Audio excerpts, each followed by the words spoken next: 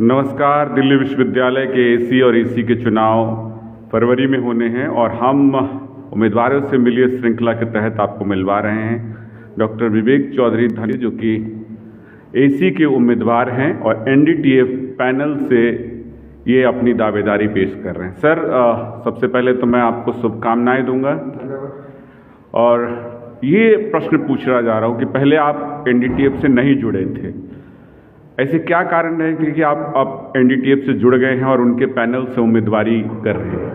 देखिए, आपको मालूम है कि मैं डूटा सेक्रेटरी भी रहा हूँ, डूटा एग्जीक्यूटिव भी रहा हूँ। आप भली भांति उस समय की प्रॉब्लम से भी वाकिफ हैं। पर पेंशन, प्रमोशन, परमानेंट अपॉइंटमेंट, ये सारी दिक्कतें थी और जो कोई भी राजनीतिक दल सॉल्व नहीं करना चाह रहा था, इनका समाधान नहीं चाह रहा था, वो एडॉक्स की फसल काटे जा रहे थे। एडॉक्स का जितना मिसयूज और जितना वो कर सकते थे उन्होंने किया एडॉक्सिज्म का, और हर बार नई चीज़ों को लेके आगे आ जाते थे जो हम जानते थे डूटा में रहते हुए कि ये सरेआम झूठ है, गलत है। एनईपी का विरोध करने के लिए ये कहा गया कि टीचिंग की पोस्ट कम हो जाएगी।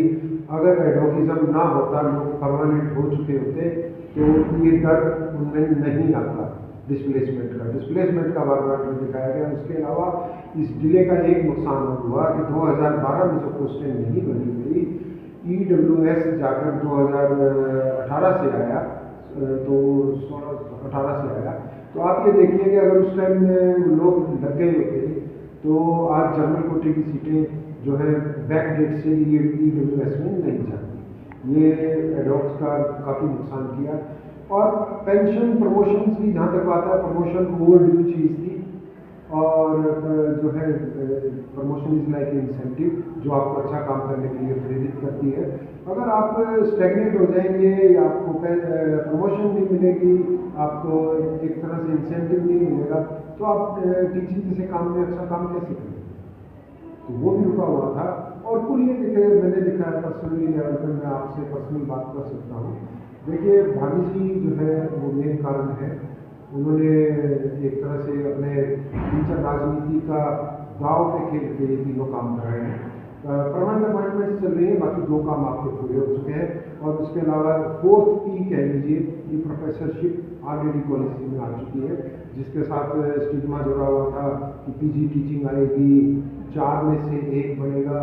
तो जितने दल अफवाह उड़ा रहे थे उनको मैंने बड़े नज़दीक से देखा और ये महसूस किया कि एनडीटीएफ जो है, खासतौर पर मेरे जैसे काम करने वाले के लिए, जो कि बुद्धि के पीछे राजनीति या सिर के पीछे राजनीति की गठड़ी नहीं होते हैं, चाहते हैं कि लोगों के काम हो, उनके लिए एनडीटीएफ से अच्छा प्लेटफॉर्म कोई नहीं।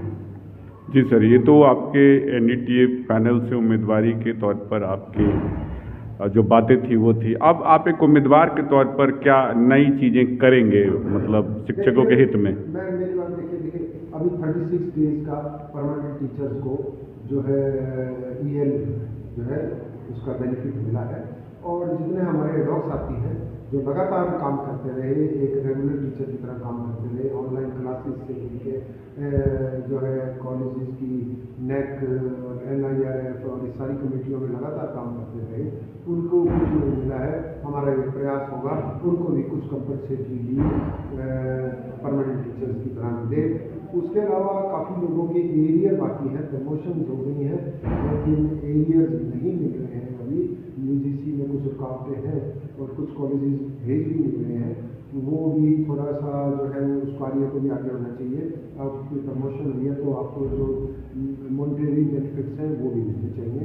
इसके अलावा आप ये देखिए कि जो अभी सिलेक्शन क्राइटेरिया के लिए रेगुलराइजेशन जो चल रहा है टीचर्स का, इसमें भी थोड़ी सी हमें ये है कि ध्यान रखने की जरूरत है और ध्यान देने की आवश्यकता है।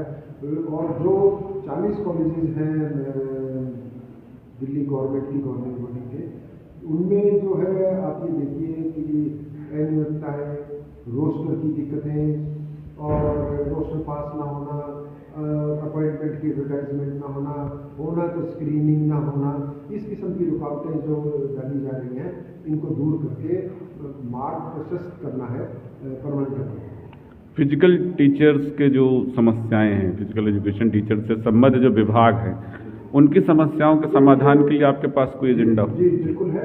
देखिए आप मेरी बात सुनिए, कुछ टीचर्स को 62 पे रिटायर कर दिया गया, कुछ टीचर्स को जो है 65 पे रिटायर किया गया, और उसमें प्ली ये ली गई कि जो डायरेक्टर फिजिकल एजुकेशन लगे थे, बाद में डेजिग्नेशन चेंज होकर लेक्चरर हुए, उन लोगों को दिक्कत आएगी।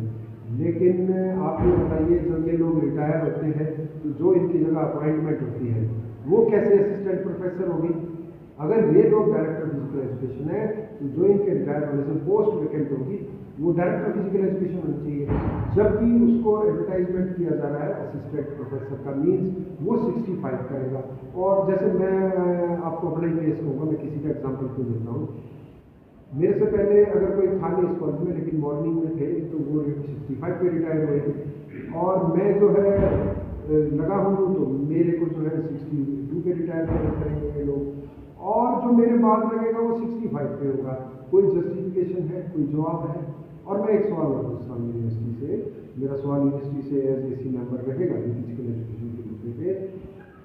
जो लोग असिस्टेंट प्रोफेसर 65 पे रिटायर किए हैं डायरेक्टर फिजिकल एजुकेशन में, और जिनकी रिकवरी भी नहीं की गई है, जिनको बाकायदा पेंशन मिल रही है, कोई नोटिस नहीं है, कोई कुछ नहीं है, उनकी पोस्ट को एडवर्टाइज क्यों नहीं करते हैं? मसलन मैं आपको शहीद भगत सिंह इवनिंग का केस बताता हूँ, जहाँ पे जो है मान साहब रिटायर किए थे 2016 में या 17 में, और 5 साल लगे हैं, वो 65 पे रिटायर हुए थे। 5 साल से वहाँ पे कोई असिस्टेंट प्रोफेसर या डायरेक्टर फिजिकल एजुकेशन की अपॉइंटमेंट क्यों नहीं की गई? क्योंकि अगर डायरेक्टर करते हैं तो वहाँ पर एसोसिएट प्रोफेसर रिटायर हुए जो 65 पे रिटायर हो गए, जबकि उनकी first appointment director physical education थी। तो जो एक पिक एंड चूज का गेम चल रहा है यूनिवर्सिटी में, जानबूझ के कुछ लोगों को टारगेट किया जा रहा है। मैं इसको एक्सपोज करूँगा AC आपके माध्यम से अपील करना चाहता हूँ। मैं doctor Vivek Chaudhary, associate professor physical education, Shri Aurobindo college union, my ballot number is 24। I seek your vote and support for attending the course.